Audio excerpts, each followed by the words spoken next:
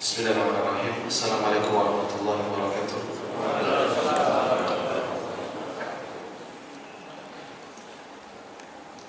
Alhamdulillah, nahmaduhu wa nasta'inuhu wa nastaghfiruhu wa nastahdihi wa na'udzu billahi min shururi anfusina wa min sayyiati a'malina. Man yahdihillahu fala mudilla lahu wa man yudlil fala hadiya lahu. Asyhadu an la ilaha illallah wahdahu la syarika lahu wa asyhadu anna Muhammadan abduhu wa rasuluh. Qala Allah azza wa jalla ya ayyuhalladzina amanu taqullaha haqqa tuqatih wa la tamutunna illa wa antum muslimun amma ba'd. Alhamdulillah, segala puji bagi Allah Subhanahu wa taala yang senantiasa memberikan kita nikmat hidayah, nikmat iman, nikmat Islam, nikmat kesehatan, sehingga pada pagi hari ini kita bisa bermajelis saling menasihati di antara kita. Mudah-mudahan berkumpulnya kita di sini berkati oleh Allah Subhanahu wa taala menjadi tambahan umrah timbangan kita di hari kiamat kelak. Amin ya rabbal alamin. Salawat dan salam tercurahkan kepada Nabi kita Muhammad sallallahu alaihi wasallam, juga kepada sahabat beliau, kepada istri beliau, kepada para sahabat beliau, juga seluruh orang-orang yang mengikuti jejak beliau hingga hari kiamat kelak. Ikhwani fi din, Bapak Ibu yang semoga dirahmati Allah Subhanahu wa taala, pertama-tama saya ucapkan jazakumullah khairan telah memberikan saya kesempatan bisa hadir di hadapan Bapak Ibu sekalian. Mudah-mudahan kehadiran saya di sini bisa memberikan manfaat untuk diri saya pribadi, juga kepada Bapak Ibu sekalian. Jamaah yang semoga dirahmati Allah Subhanahu wa taala, pada pagi hari ini kita akan membahas suatu tema yang cukup penting, tema yang cukup diberikan perhatian, bahkan sangat diberikan perhatian oleh agama kita, yaitu berkaitan dengan agama Islam, yaitu berkaitan dengan akhlak Islam seseorang. Di antara bukti bahwasanya Islam sangat perhatian dengan akhlak ini, kita lihat dalam sebuah hadis, ternyata Nabi SAW itu menjadikan standar keimanan seseorang itu bisa dilihat dari akhlaknya. Dalam hadis Nabi SAW pernah bersabda, "Akmalul mu'minina imanan ahsanuhum khuluqan." Kata Nabi SAW, orang yang paling sempurna keimanannya itu orang yang terbaik akhlaknya. Wa khiyarukum khiyarukum li ahli. Kemudian Nabi contohkan, sebaik-baik kalian itu adalah orang yang paling terbaik bagi keluarganya. Dari hadis ini jamaah yang semoga Allah Subhanahu wa taala, kita sadar bahwasanya ternyata keimanan dan akhlak itu satu kesatuan. Saya ulang, dari sini kita sadar bahwasanya keimanan dan akhlak itu adalah satu kesatuan. Menjadi permasalahan problematik di kehidupan masyarakat kita, sebagian orang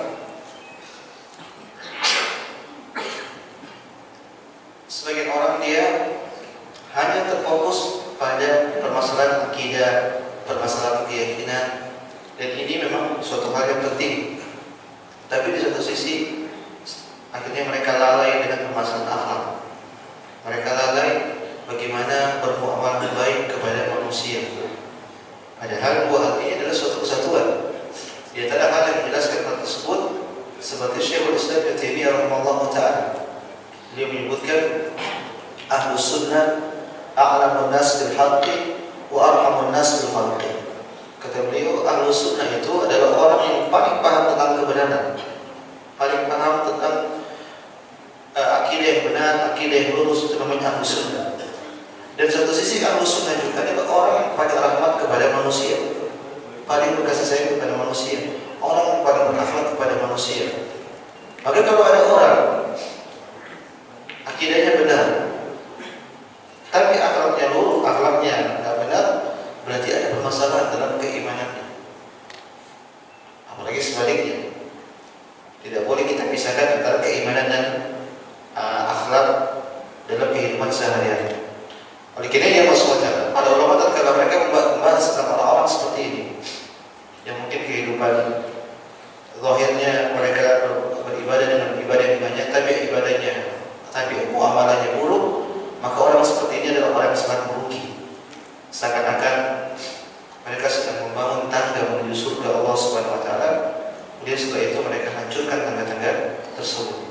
Saya kasih contoh ya Mas Model, ada sebagian orang, dan ini bermasalah problematik yang banyak dikeluhkan sebagian orang, yaitu ada sebagian oknum yang kita lihat dalam kondisi fisiknya dia sudah seperti orang yang hijrah, mungkin sudah rajin sholat ke masjid, mungkin dia juga sering berpuasa sunnah, sering baca Quran. Tapi yang jadi masalah, kenapa kalau dia ketemu dengan orang dia tidak mau senyum?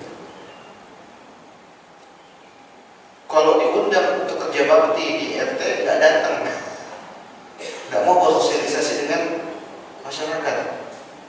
Ini jadi problematik, akhirnya tercorenglah dakwah. Dia juga orang yang sudah ngaji, sering ke masjid, nggak mau bersosialisasi. Akhirnya tercorenglah dakwah Islam, dakwah yang begitu indah, dakwah yang menyuruh kepada kebaikan, dakwah yang menyuruh kepada akhlak. Akhirnya tercoreng gara-gara sebagian orang. Kenapa orang itu bisa seperti itu jemaah? Karena dia berpikir, yang penting urusan saya sama Allah baik, sama manusia saya tidak peduli, yang penting saya dengan Allah baik. Ketahuilah jemaah sekalian, ketakwaan itu tidak hanya diraih dengan urusan kita atau peribadatan kita kepada Allah SWT saja. Ketakwaan juga bisa diraih dengan muamalah kita sesama manusia. Jadi kita kenal suatu istilah yang sering disebutkan, yang kita kenal ada namanya hablun minallah, ada namanya hablun minan nas. Maka kita tidak hanya fokus pada hablun minallah saja, dan ini memang yang paling penting. Tapi kita juga butuh bagaimana agar muamalah kita kepada sesama manusia ini baik. Karena barang siapa yang SWT yang bermuamalah dengan muamalah yang buruk, saya katakan dia akan menjadi orang yang sangat merugi. Dia dalam sebuah hadis Nabi SAW pernah bersabda kepada para sahabatnya, "Atadruna manil muflis?" Kepada sahabatku, tahukah kalian siapakah orang yang merugi, orang yang bangkrut, orang yang pahit? Kata para sahabat, "Al-muflisu fina man la dirham lahu wa la mata'." Orang yang bangkrut di antara kita itu, kata para sahabat, itu orang yang tidak punya harta, tidak punya dirham, tidak punya perak. Maka Nabi pun membenarkan. Nabi mengatakan itu salah. Nabi pun kasih tahu yang benar. Nabi menyebutkan, "Al-muflisu min ummati man ya'ti yawmal qiyamati bi salatin wa siyamin wa zakatin wa ya'ti qad shatama hadha wa qadhafa hadha wa akala mala hadha wa daraba hadha wa sabaka dama hadha." Kata Nabi SAW, orang yang bangkrut itu bukan orang yang tidak punya harta, tapi orang yang bangkrut itu jemaah, kata Nabi SAW, orang yang datang nanti pada hari kiamat dengan membawa pahala yang banyak. Dia bawa pahala salat, dia bawa pahala zakat, dia bawa pahala puasa, dan banyak pahala yang dia kumpulkan di dunia.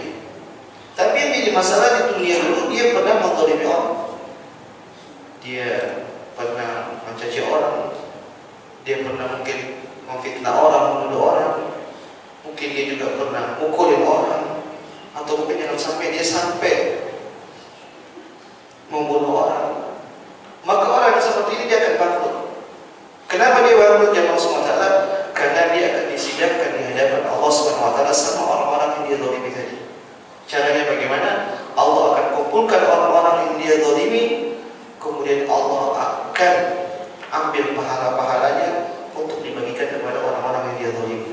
Artinya pahala tadi yang dia kumpulkan banyak, dan ini sholat, puasa, zakat, seterusnya akhirnya dibagi-bagi kepada para orang yang dia zalimi. Kalau cukup, alhamdulillah.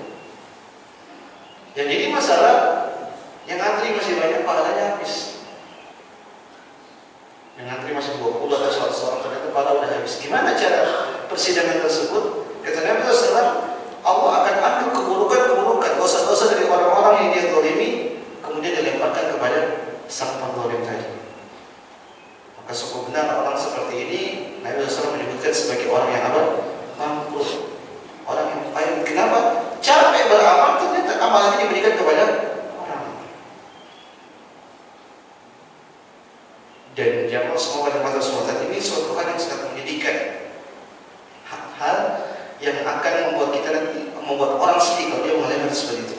Kenapa demikian ya Mas Mota? Kita capek-capek mengumpulkan pahala di dunia. Kita sholat, kita puasa, kita bayar zakat, banyak ketaatan yang kita lakukan. Yang semua itu semata-mata kita ingin mencari keridhaan Allah SWT. Kita mencari amal, kita beramal saleh untuk mendapatkan pahala. Dengan pahala tersebut membuat kita mendapatkan keridhaan Allah SWT. Ternyata pundi-pundi kebaikan tersebut kita nanti bagikan kepada orang-orang yang kita tidak suka. Ya maaf, kita kasih kepada orang yang kita cintai, dan biasanya kita nggak rela. Apa dalilnya? Allah SWT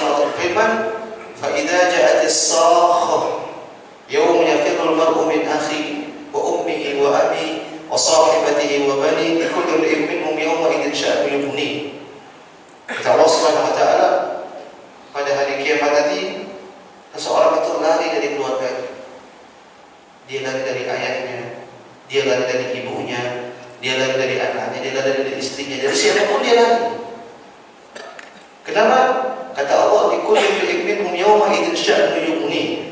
Masing-masing setiap orang akan menyibukkan dirinya untuk bagaimana agar dia bisa selamat. Kalau kita baca penjelasan para ahli tafsir jemaah, mereka menyebutkan salah satunya mereka kabur dari orang-orang. Kenapa? Mereka nggak mau pahalanya diambil sama orang. Mereka nggak mau pahalanya diambil sama ibunya, sama bapaknya, sama anaknya, sama istrinya. Padahal ini orang-orang yang paling mereka cintai di dunia. Ya tidak? Kita kan sangat cinta sama ibu kita, sama ayah kita, sama anak kita, sama istri kita. Kita sangat cinta. Tapi nanti pada hari kiamat kita nggak mau pahala kita diambil sama mereka.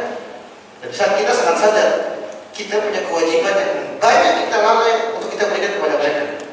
Artinya banyak hak yang mereka lakukan yang mereka harus raih dari kita tidak berikan. Dan ini nanti ada pertanggungjawabannya pada hari kiamat. Kita nggak mau pahala kita yang kita ambil, kita raih, sampai dikasih kepada orang kita cintai. Tapi nanti pada hari kiamat kalau kita tolimi orang jamaah, itu pahala diambil sama orang kita tolim. Bayangkan ya, kalau kita tolimi orang, kira-kira kita cinta tidak sama dia? Bisa, kita gibahi orang. Kira-kira kita suka sama orang itu tidak? Enggak lah. Namanya gibah kita menjelek-jelekan dia. Itu nanti orang ambil pahala kita. Menyedihkan. Ibu kita yang kita cintai, dia ambil aja kita nggak mau. Apalagi yang ambil orang yang kita gibahi. Ini salah satu dampak buruk jemaah bagi orang yang memiliki akhlak yang buruk. Oleh karena jemaah semua adalah pembahasan tentang akhlak ini bukan pembahasan sepele sebenarnya. Bukan pembahasan yang kayaknya pembahasan ringan, enggak. Akhlak ini pembahasan yang perlu diperhatikan. Karena sering kita mendengar berbagai macam akhlak, tapi kita tidak praktekkan. Itu nanti akan menjadi bumerang bagi kita jemaah. Wal Qur'an hujjatun laka aw 'alaik. Dan ilmu yang kita pelajari, Al-Qur'an yang kita pelajari itu akan menjadi pembela kita atau sebagai menjadi bumerang buat kita. Oleh karena dia masuk mata. Saya pagi hari ini saya akan mengumpulkan atau membacakan hadis-hadis kepada diri saya pribadi dan juga kepada bapak sekalian tentang bagaimana pentingnya kita mempelajari akhlak supaya kita fokus ya, supaya kita perhatian sama akhlak. Tidak perlu kita hadir dalam kajian-kajian yang membahas tentang akhlak. Kenapa tidak lain saja untuk memperbaiki diri kita sendiri ya, untuk memperbaiki diri kita sendiri agar kita mencari keridhaan Allah Subhanahu wa taala. Khawanifiddin yang masuk pada mata suatu. Di antara keistimewaan akhlak dijelaskan oleh para ulama itu terdapat dalam sebuah hadis yang menjelaskan tentang keutamaan akhlak, yaitu atau dalam Al-Quran itu Allah Subhanahu wa taala memuji Nabi kita dari sisi akhlaknya. Allah memuji Nabi kita dari sisi apa? Akhlak. Allah Subhanahu wa taala berfirman, "Nun wal qalami wa ma yasturun ma anta bi ni'mati rabbika bimajnun wa inna laka la ajran ghayra mamnun wa innaka la'ala khuluqin 'azim." Pada ini tersebut Allah SWT mengatakan wa innaka la'ala khuluqin 'azim. Wahai Muhammad, sungguh engkau berada di atas akhlak, di atas budi pekerti yang sangat agung, yang sangat mulia. Ini ayat yang Allah SWT, wa innaka la'ala khuluqin 'azim. Kalau kita bedah, di situ sangat banyak penekanan. Wa inna la'ala, itu semua ada penekanan, ada dua penekanan minimal. Yang kata para ulama berarti ini penegasan benar-benar Allah itu sedang memuji Nabi SAW dari sisi apa? Di antara ayat yang lain Allah SWT memuji Nabi SAW. Allah pernah bersumpah dengan umur Nabi SAW. La'amruka innahum lafi safratihim ya'mahun. Demi umurmu, kata Ibnu Abbas, wa bihayatik, dan demi kehidupan Muhammad sallallahu alaihi wasallam. Yang kata para ulama, Allah tidak pernah bersumpah dengan kecuali dengan umur Nabi Muhammad SAW. Kenapa demikian jemaah? Karena umur Nabi itu berkah. Berkah di sini maksudnya menjadi uswah hasanah bagi manusia. Jadi segala aspek kehidupannya bisa ditiru. Yang ini tidak terjadi pada manusia-manusia lainnya. Ini hanya khususan pada Nabi Muhammad SAW. Dikira dia masuk kita kalau ingin mencari keteladanan, semua ada pada Nabi sebenarnya. Anda mau cari keteladanan seorang pemimpin, Nabi teladan. Anda mau cari keteladanan seorang bos yang baik, Nabi teladan. Anda mau cari orang yang bagaimana bermuamalah sama musuh yang baik, Nabi contohnya. Anda ingin mencari suami terbaik, Nabi contohnya. Segala aspek kehidupan ada pada sisi Nabi Muhammad SAW yang semuanya sempurna jemaah.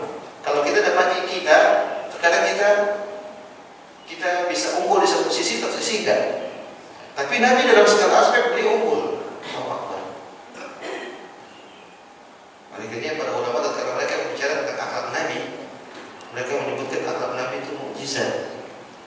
Seperti Al-Imam Adz-Dzahabi rahimahullah taala beliau mengatakan, "Fa inna sirata Muhammad sallallahu alaihi wasallam liman tadabbaraha taqtadi tasdiqah." Kata Imam Adz-Dzahabi, barang siapa yang mentadabburi tentang sirah Nabi Muhammad sallallahu alaihi wasallam, maka pasti dia akan membenarkan bahwasanya Muhammad itu benar-benar adalah Rasul. Muhammad benar-benar adalah utusan Allah Subhanahu wa taala. Kenapa? Enggak mungkin ada orang bisa seperti Muhammad sallallahu alaihi wasallam karena terlalu sempurna akhlaknya. Karena masalah dari sisi ini, maka kita harus perhatian sama akhlak. Artinya gini, Allah memuji Nabi karena akhlaknya. Maka kalau kita ingin juga dipuji sama Allah Subhanahu wa taala, harusnya kita juga memiliki akhlak yang baik. Ini poin pertama. Allah memuji Nabi SAW karena apa? Akhlak Nabi. InsyaAllah di akhir kalau masih ada waktu, saya akan singgung beberapa akhlak Nabi Muhammad SAW. Hal kedua jemaah yang semoga dapat semangat. Di antara kenapa kita harus perhatian sama akhlak? Karena akhlak ini adalah salah satu tugas atau tujuan di mana Allah mengutus Nabi kita Muhammad sallallahu alaihi wasallam.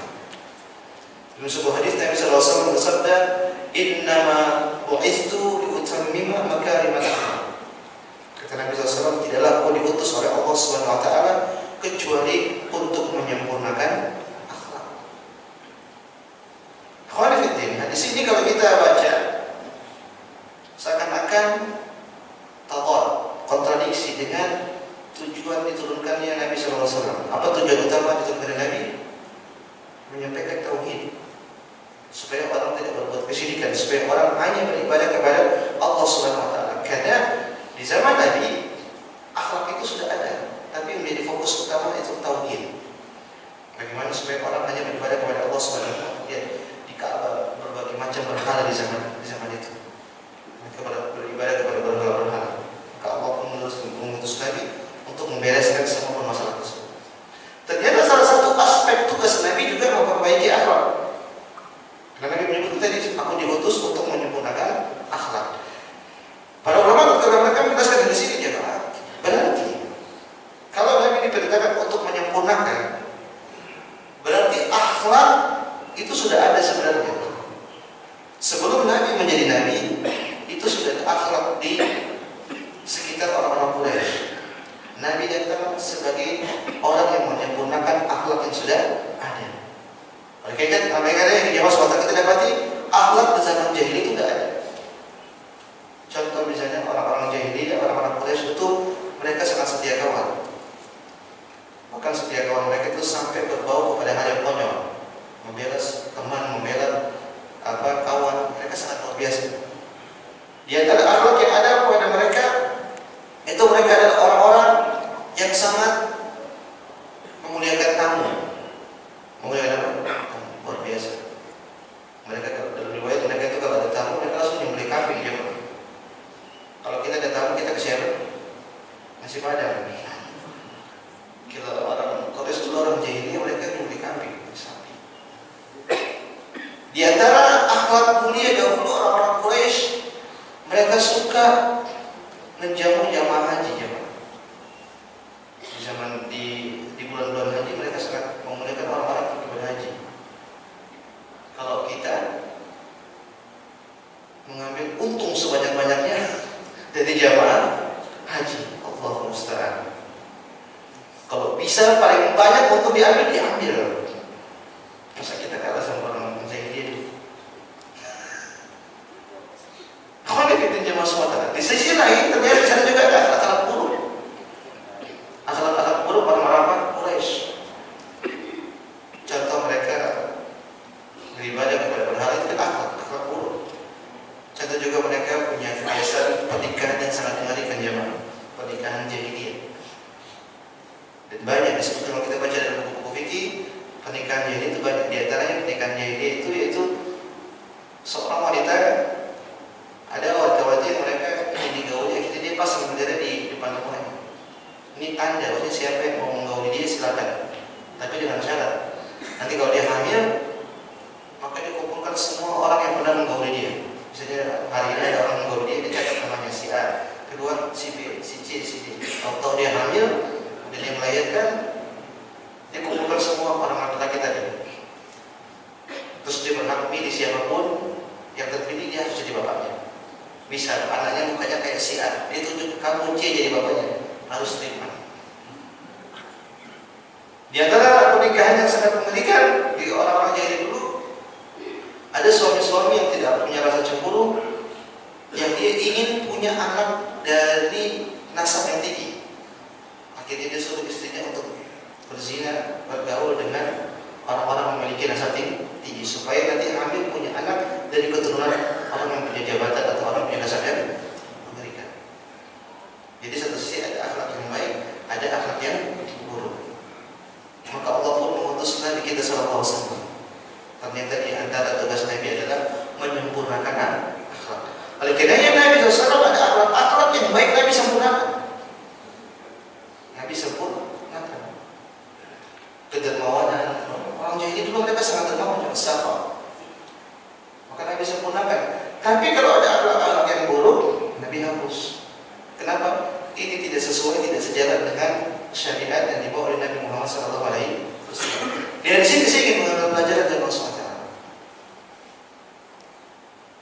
Berarti syariat itulah yang memfilter kebiasaan masyarakat, bukan sebaliknya. Kebiasaan masyarakat yang memfilter syariat. Kenapa? Syariat Islam datang di zaman Quraisy, orang jahiliyah. Ada akhlak-akhlak yang baik yang selaras dengan syariat Islam, Nabi sempurnakan. Tapi kalau ada akhlak-akhlak yang tidak sejalan dengan syariat Islam, Nabi hapus, Nabi suruh tinggalin, Nabi suruh, bahkan Nabi larang. Maka demikian juga yang harus kita praktekkan zaman sekarang. Kalau ada kebiasaan-kebiasaan masyarakat yang sejalan dengan syariat Islam, kita kerjakan, maka kita berkorban, maka kita suruh kaum muslimin untuk mengerjakan tersebut. Tapi kalau tidak sejalan, ya bagaimana kita tinggalin? Karena tidak sejalan. Karena sebagian orang salah praktek. Justru syariat Islam difilter sama kebiasaan masyarakat. Nah, ini kayaknya nggak cocok deh di sini. Cocoknya di Arab aja, di Bekasi nggak cocok di sini. Gimana? Islam kan rahmatan lil alamin. Islam itu untuk segala semua manusia. Salihun li kulli zaman wal makan, kata para ulama. Islam itu selalu relevan dimanapun dan kapanpun. Jadi nggak bisa dipilah-pilih. Sekali lagi, syariat Islam yang memfilter kebiasaan masyarakat. Kenapa? Dalam hadis Nabi SAW menyebutkan, innama bu'istu liutammima makarimal akhlaq. Sesungguhnya tidak aku diutus ini kecuali untuk menyempurnakan akhlak. Khairu fiddin ya maswata. Poin selanjutnya, antara hal yang menjelaskan kepada kita bahwasanya akhlak ini adalah suatu hal yang sangat penting dalam agama kita, yang perlu kita beri perhatian. Dalam sebuah hadis, Nabi SAW pernah ditanya, ma aktsaru ma yudkhilul jannah. Wahai Nabi SAW, apa hal yang paling banyak memasukkan orang ke dalam surga? Ini pertanyaan pamungkas jemaah. Kita bisa ambil faedah di sini. Para sahabat dahulu mereka kalau bertanya kepada Nabi SAW, pertanyaannya memang benar-benar yang mereka butuhkan.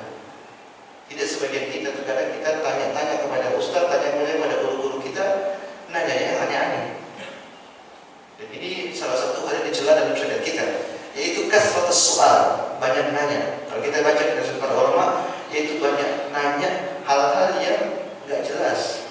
Contoh misalnya Ustaz, nanti kalau kita di bulan kita sholat menghadap mana? Aneh. Ustaz, kalau kita umrah kita tawaf pakai helikopter sah tidak? Ini pertanyaan yang bermanfaat. Maka kalau bertanyalah yang bermanfaat, yang sebagai ilmu buat kita dan kita juga bisa mengamalkan ilmu tersebut. Kita tanya Ustaz, kalau di bulan sholat menghadap mana? Emangnya kau mengamalkan hal tersebut? Enggak. Maka tanyalah hal-hal yang penting yang perlu yang bisa kita amalkan. Contoh seperti sabda hadis ini, sahabat tanya Rasulullah, apa yang paling banyak memasukkan orang dalam surga? Berarti ini kan hal yang sangat penting. Ketika dia tanya, Nabi jawab, dia dapat ilmu. Akhirnya kita pun yang baca Quran kita kan dapat ilmu tersebut. Dan inilah ilmu jariah ya Pak. Ilmu apa? Jariah. Berangkat dari sebuah pertanyaan.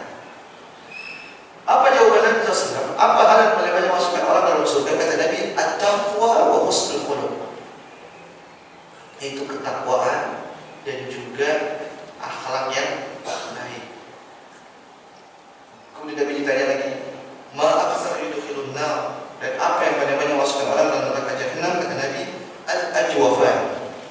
Kata Nabi, dua rongga atau dua lubang, yaitu al-famu wal farj, mulut dan kemaluan. Khalifuddin dia yang semoga rahmati Rasulullah. Yang ini menjadi poin kita di dalam hadis ini. Nabi ditanya tadi, apa yang paling banyak masukkan orang ke dalam surga? Nabi menjawab tentang takwa dan akhlak yang baik. Para ulama kalau mereka menjelaskan di sini, mereka menyebutkan ini. Seharusnya Nabi cukup menyebutkan takwa saja. Kenapa demikian? Karena akhlak yang baik ini bagian dari ketakwaan. Tapi ternyata Nabi sebutkan akhlak yang baik. Berarti kata para ulama, ini seakan-akan isyarat penegasan bahwasanya kita ini harus berbagi perhatian sama akhlak. Karena sekali lagi, kalau Nabi hanya menyebutkan ketakwaan itu sudah cukup. Tapi Nabi mendetailkan lagi takwa dan akhlak yang baik. Berarti akhlak yang baik ini memiliki porsi perhatian besar dalam agama Islam. Mungkin kita bertanya-tanya, Mas Muhammad, kenapa sih akhlak yang baik ini banyak memasukkan orang ke dalam surga? Khalifuddin dalam sebuah hadis Nabi SAW menyebutkan, innakum la tasrun nasa bi amwalikum. Wahai sekalian manusia, kalian itu tidak bisa membahagikan semua orang dengan harta-harta kalian. Wa innakum walakin yasa'u minkum bastul wajhi wa husnul khuluq. Tapi kalian bisa membuat orang bahagia, banyak orang bahagia dengan wajah yang tersenyum, wajah berseri-seri. Khalifuddin. Hadis ini menyebutkan kita tidak bisa bahagia orang semua dengan harta kita. Kenapa demikian? Karena harta terbatas. Kita mempunyai uang sebanyak apapun, kalau kita mau cari atau kita membuat orang bahagia dengan harta kita, pasti terbatas. Kenapa? Harta pada ujungnya juga akan habis. Untuk punya uang 1.000 triliun misalnya, atau bagi-bagi tiap hari, dia bakal habis juga. Kalau sudah habis, bisa jadi orang yang tidak suka lagi sama kamu. Kenapa udah nggak bagi kita? Tapi kata Nabi, kita bisa buat orang senang, kita bisa buat orang bahagia dengan apa? Dengan akhlak, dengan senyuman. Senyuman bayar tidak jamaah? Gratis. Dan inilah akhlak yang paling baik atau amalan yang paling dicintai oleh Allah Subhanahu wa taala. Bukankah Nabi SAW menyebutkan, khairun nas anfa'uhum linnas. Sebaik manusia itu yaitu yang paling bermanfaat bagi orang lain. Wa ahabul a'mali ila Allah suruhun tudkhiluhu ala qalbi muslim. Kata Nabi SAW, dan amalan yang paling dicintai oleh Allah Subhanahu wa taala itu kebaikan yang kau masukkan dalam hati seorang muslim, kebahagiaan yang kau masukkan dalam hati seorang muslim. Bayangkan ya Mas Mata, kalau kita memiliki akhlak yang mulia, kita akan bisa mendapatkan pahala sangat banyak. Bisa, kita di rumah kita kan bermuamalah, kita bermuamalah sama istri, sama anak, sama orang tua. Kalau kita bermuamalah baik dan kita niatkan karena Allah Subhanahu wa taala, itu kita dapat pahala terus ya, Pak. Atau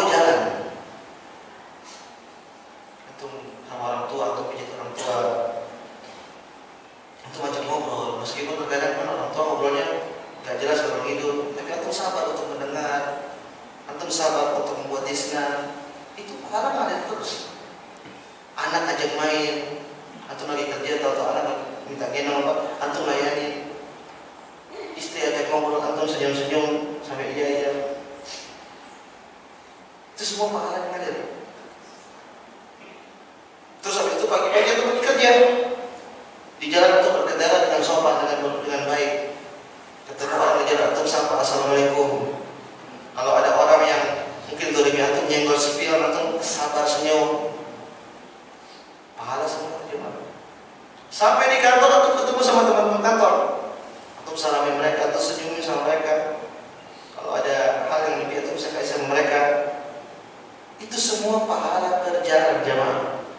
Yang ini hanya didapatkan bagi orang-orang yang berakhlak baik yang diniatkan karena Allah Subhanahu wa taala.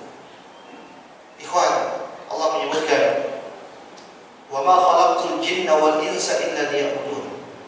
Dan tidaklah aku ciptakan jin dan manusia kecuali untuk beribadah kepadamu. Berarti harusnya kita itu senantiasa setiap saat beribadah. Ya tidak? Karena kita disuruh beribadah, kita diciptakan oleh Allah untuk beribadah. Tapi kita tidak bisa melakukan itu semua. Terus gimana kita bisa merealisasikan ayat tersebut? Caranya kata para ulama, kita jadikan aktivitas kerjaan kita itu bernilai ibadah dari sisi Allah Subhanahu wa taala. Salah satunya kita bermuamalah dengan akhlak yang baik. Antum ngobrol sama teman, antum buat dia bahagia, antum senyum buat dia bahagia, antum dapat pahala dari ngobrol itu juga. Luar biasa. Maka sangat wajar kalau Nabi SAW ditanya tentang apa yang paling banyak memasukkan orang dalam surga. Nabi menyebutkan tadi taqwa, husnul khuluq, itu ketakwaan dan akhlak yang baik. Maka satu sisi ini jemaah sekalian saya sudah membuat kita harusnya semangat untuk memiliki akhlak yang baik.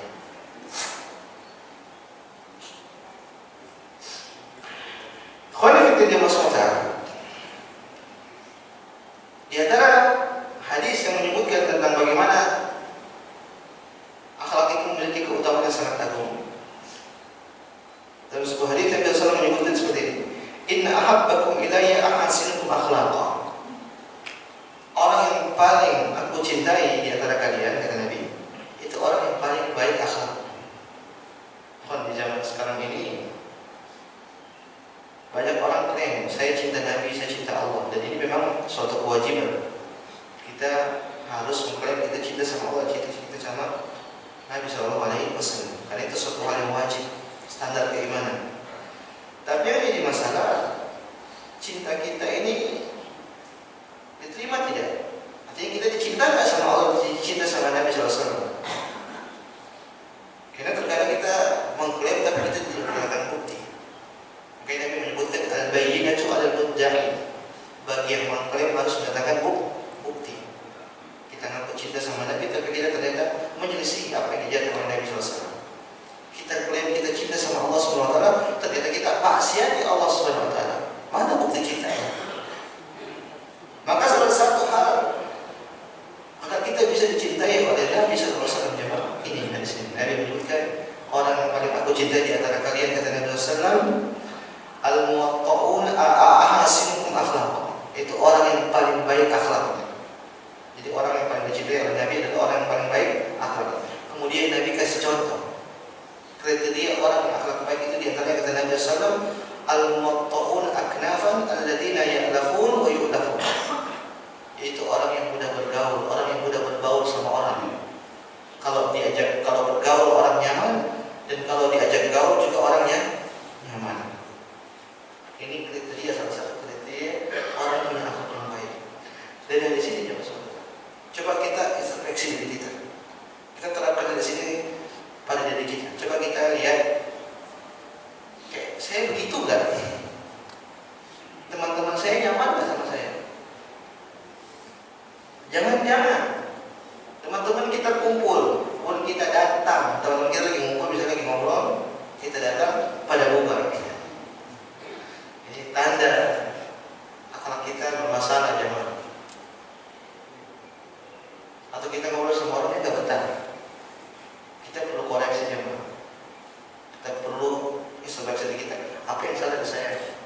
Mungkin jangan-jangan bahasa saya terlalu kasar, atau mungkin jangan-jangan bro, saya ini suka nyinggung orang. Perlu introspeksi. Kalau kita introspeksi diri ternyata nggak ketemu juga, apa salah saya?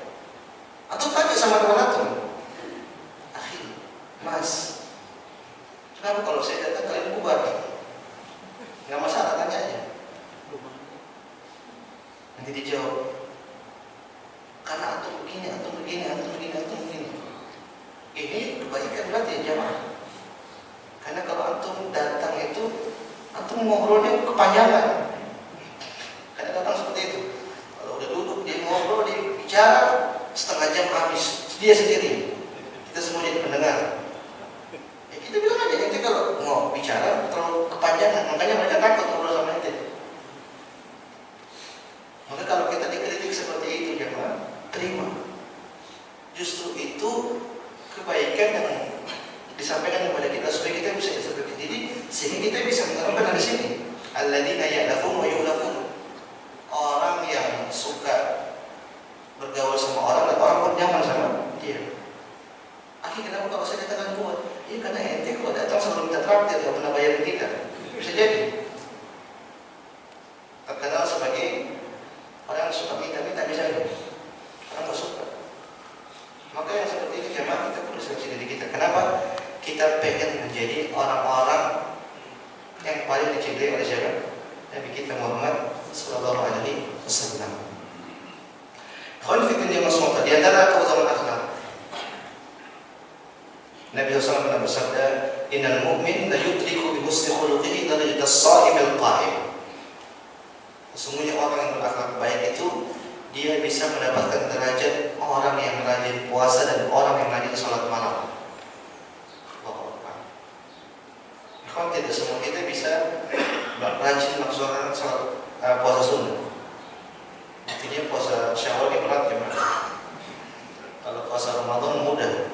Semua kita bisa. Kenapa? Setannya dia belenggu. Tapi kalau bulan Syawal setannya udah lepas. Kita mau puasa 6 hari aja berat terkadang. Begitu juga dengan sholat malam. Di bulan Ramadan kita mampu melaksanakan sholat tarawih 11 rakaat. Bahkan sebagian orang di 10 malam terakhir dia bisa sholat 1 juz. Dia bisa sholat sampai 2 jam, sampai 3 jam. Tapi di bulan seperti ini sholat witir 1 rakaat aja kadang-kadang berat. 1 rakaat. Kenapa? Setannya sudah di. Tapi ternyata kita bisa mendapatkan keutamaan orang yang rajin sholat malam, orang rajin puasa. Caranya apa jemaah? Ya puasa juga dan juga sholat malam juga. Tapi salah satu cara yang disebut oleh Nabi SAW yaitu dengan berakhlak mulia. Antum kalau memiliki akhlak yang mulia, derajat antum seperti orang yang sholat malam dan orang yang berpuasa. Nanti ini menunjukkan bahwasanya orang yang memiliki akhlak mulia itu adalah orang yang sangat mulia dan tidak sangat tinggi. Kemudian terakhir yang mau saya sampaikan pada kesempatan kali ini, kenapa kita harus perhatian sama akhlak jemaah? Ternyata Nabi kita SAW sering berdoa minta diberikan akhlak yang baik kepada Allah Subhanahu Wa Taala. Artinya beliau berdoa minta akhlak yang baik. Di antara doa Nabi SAW, Allahumma ahsanta khalqi fa ahsin khuluqi. Ya Allah, sebagaimana Engkau telah memperindah rupawanku, karena rupawan manusia itu rupawan yang sangat indah, makhluk yang paling indah. Apa dalilnya jawab? Kata Allah Subhanahu Wa Taala, laqad khalaqnal insana fi ahsani taqwim. Kata Allah Subhanahu Wa Taala, sungguh kami telah menciptakan manusia fi ahsani taqwim, fi ahsani surah. Maksudnya dengan sebaik-baik rupawan. Maka makhluk yang paling indah yang pernah Allah ciptakan adalah manusia. Maka kata Nabi SAW, ya Allah, sebagaimana Engkau telah memperindah rupawanku, fa'ahsin khuluqi, maka perindah juga apa? Akhlakku. Berarti kan Nabi berdoa minta akhlaknya baik. Kita sudah minta belum jemaah? Kita sudah minta belum? Jangan mungkin kita berdoa minta akhlak yang baik.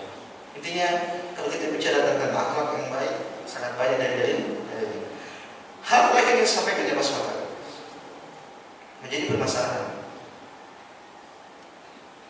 Akhlak itu bisa diubah atau tidak? merasa akhlak itu nggak bisa diubah. Contohnya misalnya orang mengatakan gini, ya saya ini memang dari sananya sudah begini, jangan nyenggol-nyenggol saya, karena kalau saya sudah marah ya saya begini sudah ini, susah saya diubah. Ada tidak orang kayak gitu? Dia nggak mau disenggol, dia temperamental.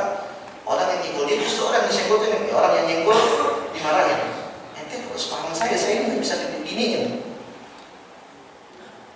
Kata para ulama, orang seperti ini adalah orang yang sombong. Kenapa dia merasa akhlaknya nggak bisa diubah? Padahal para ulama menyebutkan akhlak itu bisa diubah. Makanya para ulama menyebutkan jamaah akhlak itu dua, akhlak muktasab dan akhlak jibilli. Akhlak jibilli itu benar-benar akhlak dari bawaannya. Benar-benar Allah sudah berikan kepada orang tersebut memang memiliki akhlak tersebut. Saya contohkan misalnya seperti orang-orang Solo, orang Jawa Tengah. Itu kan kalau ngomong, siapa saja orang Solo ada orang Jawa Tengah, ngomongnya lembut biasanya. Dan itu tidak dibuat-buat, memang dari sananya begitu. Coba orang Solo, orang Jawa dan orang Papua kan beda cara ngomongnya. Di sini orang Papua agak menggebu-gebu, orang Solo lembut. Dan itu akhlak jibil, tidak dibuat-buat, memang seperti itu. Dan di sana juga ada namanya akhlak muktasab. Akhlak muktasab itu akhlak yang diusahakan. Akhlak yang apa diusahakan. Jadi seorang yang tadinya tidak begini, akhirnya jadi begini. Apa dalil akhlak bisa diusahakan yang Allah SWT? Banyak. Contoh seperti hadis Nabi SAW, ana za'imun bi baitin fi a'lal jannah liman hassana khuluquhu. Aku menjamin istana di atas surga bagi orang yang berusaha memperbaiki akhlaknya. Kalau Nabi menyebutkan berusaha memperbaiki akhlaknya, berarti akhlak bisa diubah, harusnya tidak? Berarti bisa. Nabi juga pernah bersabda dalam hadis, man yatasabbar yusabbirullah. Barang siapa yang berusaha untuk menjadi orang yang sabar, maka Allah pun akan berusaha menjadikan dia sebagai orang yang bersabar. Intinya mau atau tidak. Maka mindset itu dalam hati kita jangan sekarang. Kita ini hidup semakin hari semakin tua jemaah. Tidak lama dan bentar lagi mati. Apalagi yang udah putih-putih. Waja'akumun nadhir, kata Allah SWT, dan telah datang kepada kalian peringatan. Kalau kita baca penjelasan para ulama, peringatan itu apa? Uban. Makanya uban dilarang, dicabut ya tidak. Sebagai bentuk peringatan. Bentar lagi mati jemaah. Maka kita semakin hari harusnya kita semakin baik. Karena semakin hari kita akan semakin bertemu, mendekati pertemuan dengan Allah SWT. Kalau semakin hari kita gitu-gitu aja, apalagi semakin buruk, terus apa manfaat kita hidup? Maka cara agar kita semakin baik, koreksi diri kita. Saya punya kekurangan di sini, saya punya kekurangan di sini. Jangan berusaha berdoa minta sama Allah supaya saya berubah. Contoh misalnya kalau saya sadar, saya ini kalau bercanda saya suka bohong. Dosa tidak jangan? Dosa. Tidak boleh bercanda dengan bohong. Tapi Ustaz, kan buat orang bahagia. Apalagi Nabi menyebutkan memberikan kebahagiaan orang itu amal yang paling dicintai oleh Allah SWT. Subhanallah, pakai dalil lagi. Kita katakan iya, tapi kalau bercandanya jujur. Tapi kalau bercandanya bohong, dilarang sama Nabi SAW. Kita sadar, oh, saya punya akhlak seperti ini. Yaudah, saya berusaha menahan. Mau ngobrol sama orang, mau cerita bohong, tahan. Bisa juga. Kalau ngobrol sama orang suka nyablak, itu bawaan tidak bawaan itu biasanya seperti itu dari sananya. Tapi harus diubah jangan. Berusaha melawan hawa nafsu untuk nyablak ya bahasa Jakarta, bahasa Bekasi. Berusaha tahan diri. Kenapa kita semakin hari kita ingin bertemu dengan Allah dengan kondisi terbaik, dengan akhlak terbaik. Contoh misalnya kita punya akhlak yang buruk, ya mungkin kurang bersih, mungkin nggak sikat gigi, mungkin berusaha berubah. supaya kenapa? Kita bertemu dengan Allah dengan kondisi yang terbaik. Ingat tadi Nabi SAW menyebutkan, ana za'imun bi baitin fi 'alal jannah liman hassana khuluqahu. Aku menjamin istana di atas surga jemaah, kata Nabi, bagi siapa? Bagi orang yang berusaha memperbaiki akhlaknya. Dan banyak cara agar kita bisa memperbaiki akhlak jemaah. Dia tanya kata para ulama, kalau kita mau akhlak kita berubah jemaah, pasang niat yang benar, pasang niat yang tulus. Maksudnya kita ingin benar-benar berubah karena Allah, bukan karena manusia. Kalau kita berubah, mengubah akhlak kita karena manusia, tidak akan bisa bertahan. Kenapa? Kita cuma bisa berakhlak kalau ada manusianya. Tapi kalau karena Allah, dia akan melanggang terus. Kenapa? Dia tidak peduli dengan perkataan manusia. Yang penting saya begini karena Allah SWT. Yang kedua, kata para ulama, belajar. Kalau mau merubah akhlaknya, belajar.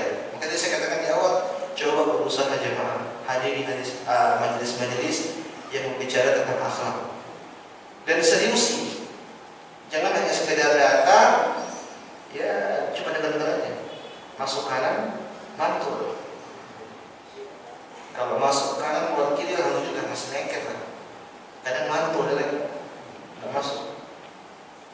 Berusaha untuk memahami dan berusaha untuk mengambil. Kemudian ketiga yang mau sementara kata para ulama, kalau sudah dengar tentang ilmu maka diamalkan dan berusaha didakwakan, berusaha disampaikan kepada orang. Kenapa? Kita menyampaikan akhlak yang baik kepada orang ini sebagai motivasi untuk diri kita sendiri. Contoh misalnya saya beberapa tempat memang saya sering bicara tentang akhlak. Karena saya sebenarnya ingin memotivasi diri saya sendiri. Minimal. Tapi kurang berani. Minimal kalau saya bicara tentang akhlak, saya akan malu kalau saya berakhlak buruk. Tapi seharusnya bukan karena manusia, tapi karena siapa? Allah Subhanahu wa taala. Maka praktekkan dalam hal apapun jemaah. Antum kalau punya dapat ilmu, misalnya antum dapat ilmu, oh sedekah itu ternyata pahalanya besar. Maka antum dakwain, bikin status kayak sedekah, ya sedekah. Motivasi diri kita sendiri. Karena kalau kita motivasi orang kita enggak sedekah, kita malu. Itu tidak jawab. Yang pertama malu sama jawab Allah Subhanahu wa taala. Maka praktekkan dalam hal apapun. Dapat ilmunya, amalkan, kita amalkan, kemudian kita dakwakan kepada orang. Pada intinya Allah SWT berusahalah untuk memiliki akhlak yang baik supaya kita bisa menjadi orang yang mendapatkan berbagai macam keutamaan yang disebutkan. Itu orang yang paling dicintai oleh Nabi SAW, orang yang tempatnya nanti dekat sama Nabi SAW. Dekat sama Nabi berarti kan surganya paling tinggi. Kemudian juga orang yang akhlak yang baik tadi apa? Memiliki derajat sebagai orang yang puasa dan juga orang sholat malam dan banyak hal lain. Kita juga dipuji sama Allah Subhanahu wa taala dan hal lain yang bisa didapatkan oleh akhlak orang-orang yang memiliki akhlak yang mulia. Ini mungkin yang Allah SWT bisa kami sampaikan pada kesempatan pagi hari ini. Sedikit tapi mudah-mudahan bermanfaat buat saya pribadi dan juga untuk sekalian. Kalau ada benarnya ini datang dari Allah Subhanahu wa taala, jemaah. Kalau salahnya saya mohon maaf. Ini murni dari kesalahan saya dan kebodohan saya. Dan saya siap belajar dari kesalahan tersebut. Saya ucapkan jazakumullah khairan. Saya tutup jemaah. Subhanallah bihamdika asyhadu an la ilaha illa anta astaghfiruka wa atubu ilaik. Assalamualaikum warahmatullahi wabarakatuh.